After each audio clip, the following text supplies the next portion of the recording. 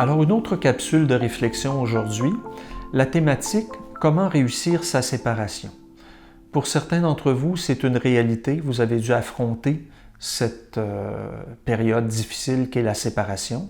Pour d'autres, c'est peut-être une préoccupation puisqu'il y a peut-être un risque dans le cadre de la relation actuelle, dans le cadre de votre parcours avec nous, où un enjeu de séparation ou de potentielle séparation se profile. La vidéo que vous regarderez portera précisément sur ce processus. Elle invite à une réflexion autour des tenants, des aboutissants, mais également moins du passé que de dire comment faire pour réussir une séparation, pour faire en sorte que les partenaires ou les ex-partenaires ne se blessent pas, pour faire en sorte surtout que les gens autour, notamment lorsqu'il y a présence d'enfants, ne souffrent pas de la souffrance que parfois nous vivons en devant faire face à ce deuil, à cette perte. La moitié des mariages au Québec, malheureusement, vont se solder par une séparation. Plusieurs d'entre elles sont harmonieuses, d'un commun accord des partenaires, d'autres sont plus laborieuses, plus difficiles. Nous vous présenterons aujourd'hui dans la séquence tirée de la série Banc public, produite et diffusée par Télé-Québec, le parcours de Martin et de sa compagne, Karine, qui ont dû faire face à cette décision de se séparer, mais qui ont su trouver de l'aide et réfléchir adéquatement pour faire en sorte que, de part et d'autre, elle, lui, mais également leurs enfants, arrivent à passer ce cap difficile en tirant le meilleur et en gardant surtout le meilleur héritage possible. Je vous invite donc à parcourir cette vidéo et bien sûr, on se retrouvera dans quelques minutes pour quelques questions à réflexion que je vous propose. La famille, on la voudrait unie, harmonieuse, invincible. Pourtant, de nos jours, presque la moitié des couples avec enfants finissent par se séparer. Et qui dit rupture, dit souvent douleur, déchirement entre les ex. Quand la famille est scindée en deux, est-ce qu'il y a une recette pour réussir sa séparation?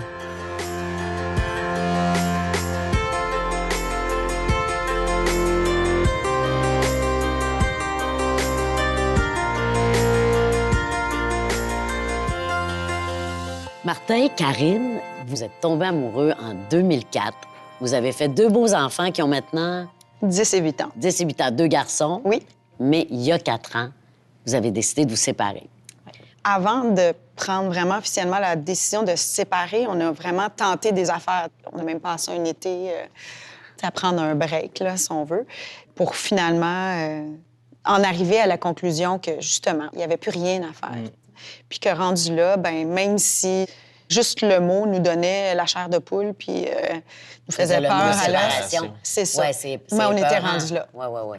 Puis c'est là que c'est important, je pense, pour un couple de savoir s'arrêter au bon moment, c'est juste d'avoir la maturité de se rendre compte que le point de non-retour a été franchi. Ouais. Puis que là, à partir de ce moment-là, c'est pas une fin de semaine au spa ou une semaine à Cayo Coco qui va... Ou une bouteille de champagne qui va régler l'affaire.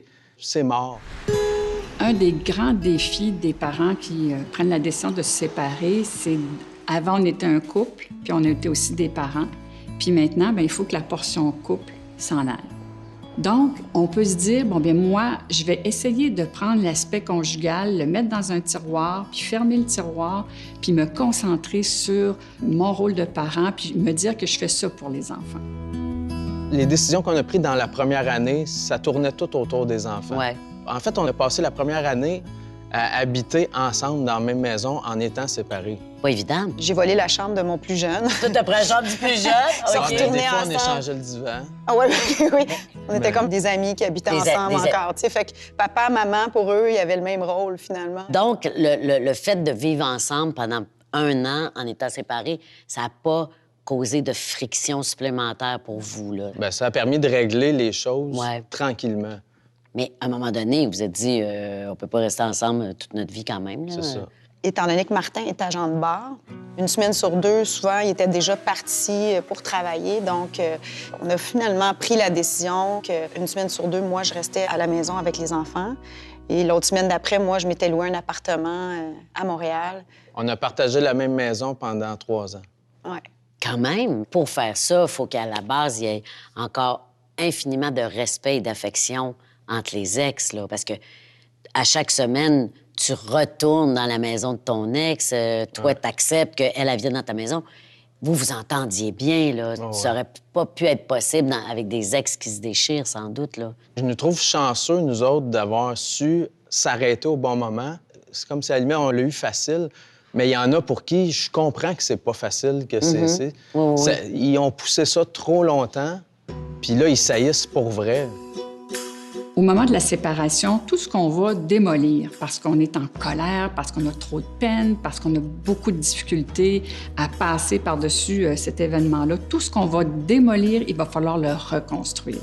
Alors peut-être qu'on a intérêt à se donner des moyens, à aller chercher de l'aide, à ventiler pour être en mesure, en fait, de jouer notre rôle de parent. Pour faciliter la mise en place d'une entente entre les ex-conjoints, le Programme québécois de médiation familiale donne droit à 5 heures gratuites avec un médiateur professionnel. Mon rôle, moi, en tant que médiatrice, c'est d'aider les gens à négocier pour arriver à une entente à la fin. Alors, on parle de garde des enfants, des accès du parent non gardien, les frais qui sont reliés aux enfants, du partage des biens et des dettes. Les familles peuvent également bénéficier de 2h30 supplémentaires chaque fois que l'entente doit être modifiée. Selon le ministère de la Justice, 84 des parents arrivent à conclure un accord lors de leur démarche de médiation familiale. Est-ce que vous êtes allés en médiation, vous autres? Non. Vous n'avez pas utilisé ça? Nous autres, on est partis de la chambre la plus à l'est. Puis on s'est rendu vers l'ouest avec un petit carnet, là. On a dit, OK, bon, moi, je prends ça, tout, OK, c'est ça. Ça a pris à peu près 20 minutes. À peu près. Ouais. C'est-tu vrai? Oh, oui. Puis, je veux dire, à un moment donné, moi puis Martin, là, je vais toujours me souvenir, à la fin de la soirée, on s'était assis dehors sur la terrasse en arrière avec un verre de vin, là, puis on s'est fait des high-fives parce qu'on s'est dit, tu sais... On a bien fait ça. Oui, mais ça n'a pas été tout le temps facile, par exemple. Tu sais, notre première année, on dirait qu'on parle au pays des licornes, mais la première année, c'est difficile. C'est déstabilisant. Oui, dans la notion de, justement, de compromis, puis de... On avait dit qu'on retournerait à Montréal, finalement, non. C'est là que tu te dis, bon, ben regarde, qu'est-ce qui est le plus important, là? Tu sais, faire plaisir à ma petite personne, à moi, qui voudrait que ce soit exactement comme je le souhaite présentement? Non. Si j'avais fait ça, là, on serait rentré dans une genre de guerre qui aurait été malsaine. Et toi, y a-tu quelque chose que tu as trouvé particulièrement difficile, ou en tout cas, quelque chose qui t'irritait, là? J'ai trouvé ça difficile la première année. La peine d'amour, la famille qui se défaisait. Qui se brise. Karine a rencontré quelqu'un avant moi. Oui. Dans la première année qu'on s'est séparés. Puis ça, c'était peut-être la partie la plus difficile, là, de voir que Karine, elle s'en remettait plus rapidement que moi, puis que pour elle, tout semblait bien aller, puis que j'avais hâte que ce soit mon tour. T'sais, moi, j'ai été laissé, puis j'ai eu beaucoup de mal. Ça m'a pris beaucoup de temps à passer au travers. J'étais très, très, très fâché. Je comprenais pas, en fait. Pour moi, l'amour, c'est la vie à la mort. Un peu comme un conte de fées, là, mais c'était comme ça. Chez moi, dans ma famille, il n'y a pas de séparation. Ça fait pas partie des mœurs de notre famille. Donc, j'étais comme un des premiers échecs, techniquement, si on parle d'amour de notre famille. Donc, je l'ai pris très, très dur. La séparation des parents, c'est pas la fin de la trajectoire des familles. Pourquoi? Parce que les Québécois, on se rend compte, aiment beaucoup la vie de famille, aiment beaucoup la vie de couple. Les gens se séparent, mais dans les années qui suivent, une majorité de gens vont se remettre en couple. Alors, il faut voir, je pense, la séparation comme une transition. Les gens vont se séparer. Ensuite, ils vont s'adapter à la vie en famille monoparentale. Ensuite, le père, la mère va se remettre en couple. Et là, ça va être une nouvelle adaptation. Disons que moi, j'étais pas très, très prête à rencontrer quelqu'un, mais via un réseau contact, j'ai vu le profil de Karine, puis je disais toujours à la blague, 3 enfants, moi 3 enfants. Je suis pas allé à l'école longtemps, mais 3 plus 3, ça fait 6. Ça marchera pas, mais elle est tellement belle, why not? Pourtant, c'était fou comme idée là, de se dire on va se réunir avec 3 enfants chacun, mais tranquillement, je me disais, non, on va essayer, puis si j'essaye pas, on le saura pas. Puis il y avait trop de belles choses qu'on entrevoyait au travers de nos peurs puis nos inquiétudes.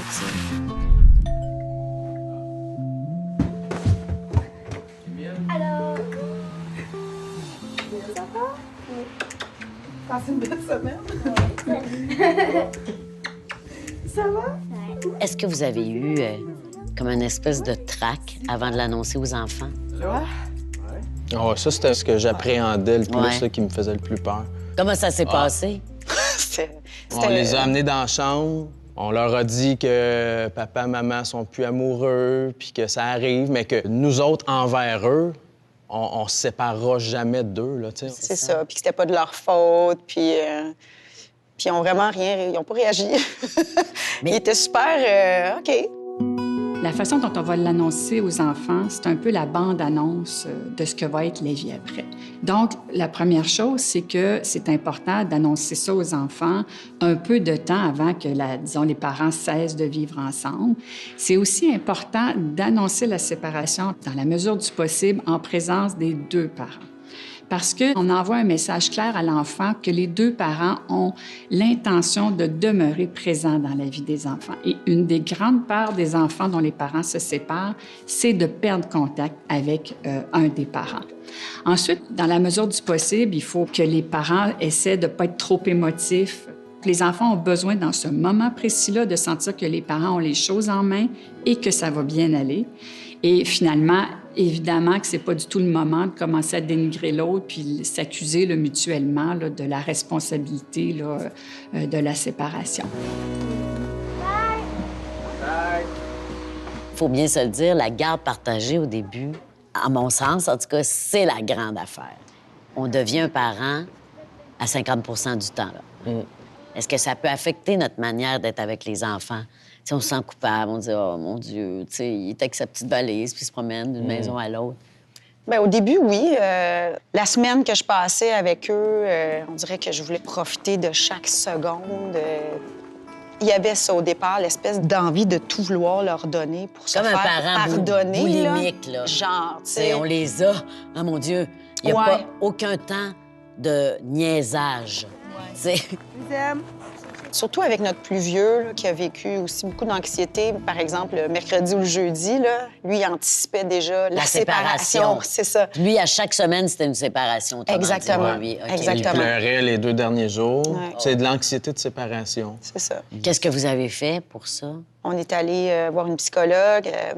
Maintenant, là, tout va bien, là, vraiment. Ben donc, ça veut dire qu'il ne faut pas nier le problème Non. quand l'enfant le manifeste, qu'il y a des choses à faire aussi pour rassurer cet enfant-là. Totalement. Les gars, on mange! Allez hop, allez hop! Comme d'habitude, ça se vide vite, une pizza. De vouloir s'établir ensemble, c'est pas évident, là.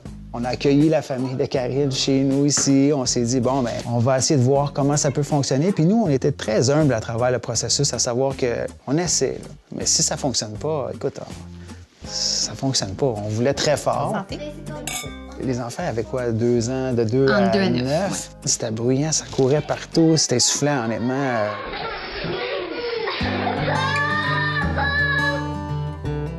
Quand on a déménagé ensemble, mais tout le monde était comme un peu gêné. Puis je me rappelle que au début, on avait de la misère, puis les parents ne savaient pas si ça allait durer parce qu'il y avait beaucoup d'enfants à s'occuper.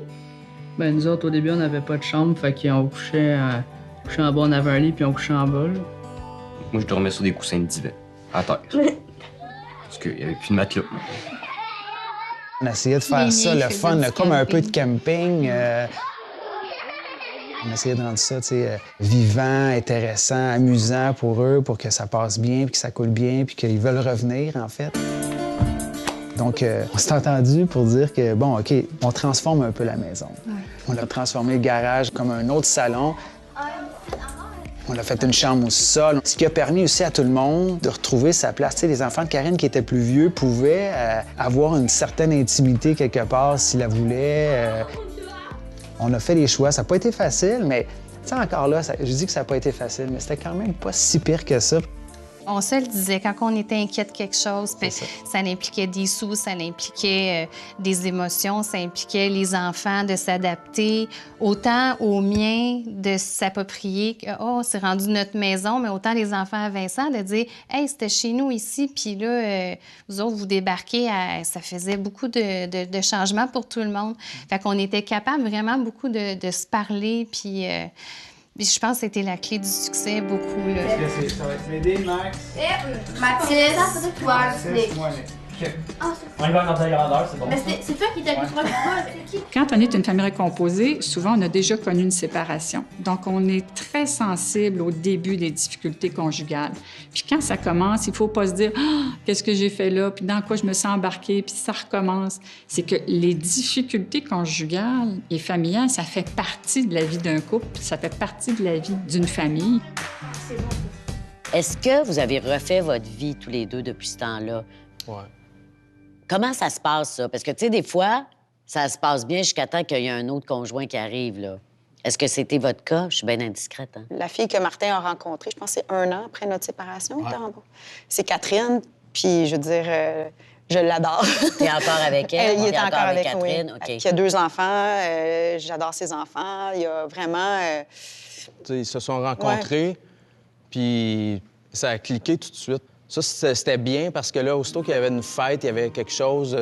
Catherine, elle vient, Karine est là, tout le monde s'entend bien, puis il n'y a pas de problème. Les enfants, aussi, de voir ça, que déjà, nous autres, on est dans la même pièce, puis que ma blonde est là, puis que tout le monde s'entend bien. Je trouve ça bien pour eux autres. Mais ça, c'est important, ce que tu dis là, parce que les enfants, à mon sens, ils n'ont pas besoin de voir leurs parents amoureux.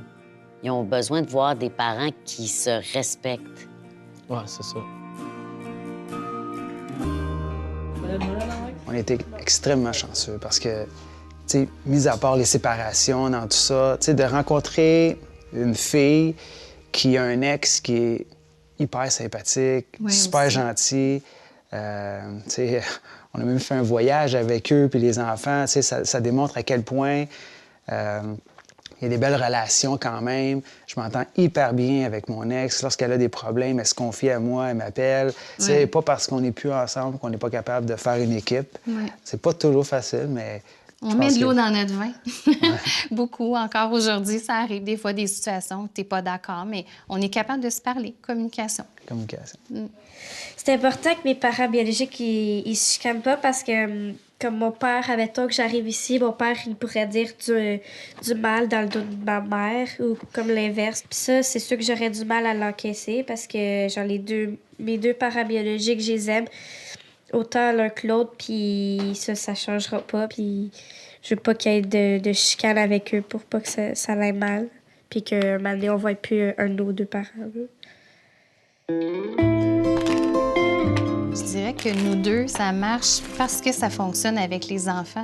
J'ai connu tellement de gens que les enfants s'entretuaient presque, qui n'ont pas pu. Eux autres, ils s'aimaient profondément, mais leur relation ne pouvait pas fonctionner. On est dans la même classe au secondaire, fait qu'on se voit beaucoup. Ouais, on s'entend bien. On se dit pas mal tout le soir avant d'aller se coucher. Là. Ouais. Ben, genre, on couche dans la même chambre, puis le soir... Joël, elle me raconte ce qui se passe chez son père, puis des fois, je raconte ce qui se passe chez ma mère. Puis j'y fais confiance. Des fois, je vais chez sa mère quand je suis chez mon père. Ou elle vient chez mon père quand elle est chez sa mère. Ouais. On est vraiment des meilleurs amis. C'est sûr que d'élever des enfants qui sont pas les tiens, c'est plus délicat. Il faut que tu fasses preuve aussi de tact, justement à cause de l'autre parent. Il faut aussi que tu prennes en considération les règles de l'autre famille. Des fois, c'est vrai, chez eux, ils ont le droit, ici, ils n'ont pas le droit. C'est là. Mais aujourd'hui, tu sais, après 9 ans, les siens, les miens, c'est les miens, c'est les nôtres, c'est... C'est plus, passe-y à ton gars, là, c'est ton gars, tu sais, non, c'est... Je lui parle parce que c'est mon gars aussi, tu sais. Bye, là.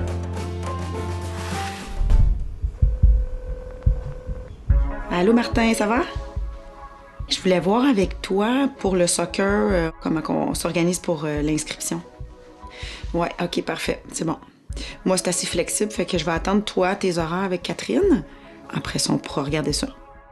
Vous deviez pas avoir grand modèle de séparation aussi formidable que la vôtre, là. C'est plutôt le contraire, qu'on vous n'aviez pas. Zéro. Moi, mes parents se sont séparés il y a longtemps. Toi, tes parents se sont séparés quand tu étais vraiment petite, mais ils se sont toujours parlé quand même. Puis moi, mes parents se parlaient pas pendant 25 ans. Est-ce que vous aviez le réflexe de « on fera pas la même erreur que nos parents » ? Ouais. J'aurais aimé ça, être capable de réussir ce que mes parents n'ont pas réussi, puisque, en fait, leur génération, je trouve, en grande partie, n'a pas réussi. Je voulais être comme l'exemple de nous autres, on est capable, puis on va se rendre. Ouais. Puis, moi, j'aurais étiré ça encore, puis par orgueil comme ça, là, de vouloir réussir à garder la famille. Ouais. Mais maintenant, avec du recul, je suis vraiment content qu'elle me l'ait amené puis qu'on a réglé ça. Sinon, ça aurait probablement mal tourné. Puis... Faut accepter qu'il y a une situation qui est plus grosse que toi qui est là, puis que ça implique aussi d'autres êtres humains, dont les enfants, ce qui est le plus important. Et aussi, Martin, tu sais, pour moi, Martin, je veux dire, on a passé 7 ans ensemble. On s'aimait, là. Oui. Martin, pour moi, va toujours faire partie de ma vie, va toujours être hyper important pour moi. Donc, il y a cette notion-là, à un moment donné, qu'il faut que tu te dises, OK, on a brisé quelque chose, mais on n'a pas tout brisé. Est-ce qu'on arrive à faire le deuil de cette famille-là unie, là, ou bien à chaque fois qu'on voit une pub de petites familles qui mangent des céréales ensemble, Mais la première année, c'est difficile. Mais après, comme nous autres, si on s'engueulait puis on se chicanait tout le temps puis qu'on se garochait les enfants une semaine sur deux, là, je m'ennuierais vraiment tu sais, je serais nostalgique de la famille. Pour nous, maintenant, bon, ça fait 4 ans, mais la petite vie de famille, ça a pris une autre forme, puis elle est aussi intéressante puis stimulante que la petite vie conventionnelle de famille, tu sais. C'est un autre bonheur qui est arrivé. Moi, c'est sûr que je choisirais pas ça. Revenir dans le passé puis pas qu'il y a eu la séparation. Parce que là, on a connu Karine, on a connu Nick, sa Marie, puis c'est rendu notre famille, puis ça va la rester longtemps. Moi, le message que j'aimerais qu'ils retiennent de l'amour, c'est que ça se peut, ça existe, il faut travailler, il faut persévérer, il faut pas juste dire « Ah, mais ça me tente plus, je m'en vais » ou... Tu sais, je peux comprendre qu'on a des creux de vague, mais c'est plus que ça, l'amour, tu sais, ça va beaucoup plus loin que ça, là. Puis que si jamais ça fonctionne pas, bien qu'il peut avoir un autre moment ailleurs, il peut avoir d'autres choses de beau, puis peut-être même encore mieux là, qu'on n'a pas vécu, de pas perdre espoir que c'est fini pour toujours. Là. Mon père Vincent puis ma belle-mère Karine, moi j'y crois pas mal. Selon moi, là, ils s'entendent vraiment bien. Des fois, il y a vraiment des minuscules chicanes, mais ça dure vraiment pas longtemps. Ça dure comme au maximum une trentaine de minutes. Là. Mais après ça, c'est fini. Puis, selon moi, ils pourraient peut-être faire leur vie ensemble. Là. Ils ont vraiment l'air de vraiment full s'aimer. Puis, moi, j'aime vraiment mon frère, ma soeur, puis mes demi-frères, mes demi-sœurs qui m'entourent.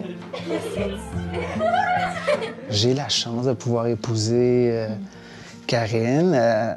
On a voulu impliquer les enfants aussi. On veut qu'ils absorbent le plus d'amour possible de cette soirée-là puis qu'ils puissent la traîner avec eux dans leur futur. Je pense que c'est un des plus beaux cadeaux qu'on pourrait leur offrir aujourd'hui, c'est de dire que quand tu travailles, quand tu persévères, puis quand tu communiques, quand tu aimes quelqu'un, puis tu veux que ça marche, mais ça marche, ça arrive. Alors voici les questions à réflexion autour de cette vidéo de réussir sa séparation. Première question est importante. Quelles sont tes valeurs à toi? Que penses-tu de la séparation, du divorce? Est-ce que pour toi, c'était une décision ou c'est une décision extrêmement douloureuse, difficile et même à la limite contre tes propres valeurs? Si tu as eu à vivre ou tu as dû penser que peut-être tu vivrais une séparation, quelles sont tes peurs autour de cette réalité-là? Si tu as vécu une séparation, comment l'as-tu vécu? Comment s'est-elle déroulée? Comment s'est faite la remise en question du couple? Et s'il y a un nouveau partenaire, une nouvelle partenaire qui éventuellement est entrée dans ta vie ou dans la vie de ton ex-partenaire, comment s'est fait ce passage? Qu'est-ce qui fut difficile? Qu'est-ce qui est difficile? Est-ce que cette période a pu être aussi génératrice de tension, mais aussi génératrice de violence? C'est un des enjeux importants à considérer. On sait qu'au Québec, la séparation est souvent le déclencheur d'épisodes difficiles. Harcèlement, violence verbale, menaces, chantage, parfois malheureusement, utilisation des enfants dans ce parcours-là. As-tu rencontré ou été accompagné, comme Karine et Martin, par un médiateur, par un intervenant? T'es-tu retrouvé dans un processus de soutien qui aurait pu faire une différence? Et si oui, il serait intéressant que tu notes qu'est-ce qui a pu faire en sorte de rendre plus facile ou malheureusement plus difficile de faire face à un tel processus. Si tu l'envisages en ce moment, puisqu'il est peut-être malheureusement à l'horizon de ton avenir, comment peux-tu te positionner, comment peux-tu t'inspirer de ce que Karine et Martin auront nommé dans la vidéo pour peut-être mieux aborder une période comme celle-là? Alors maintenant que tu as terminé ton exercice, n'oublie pas de prendre des notes de façon à pouvoir les partager avec ton intervenant si tu es en suivi individuel ou avec ton groupe si tu es en suivi de groupe. Je te souhaite une bonne suite.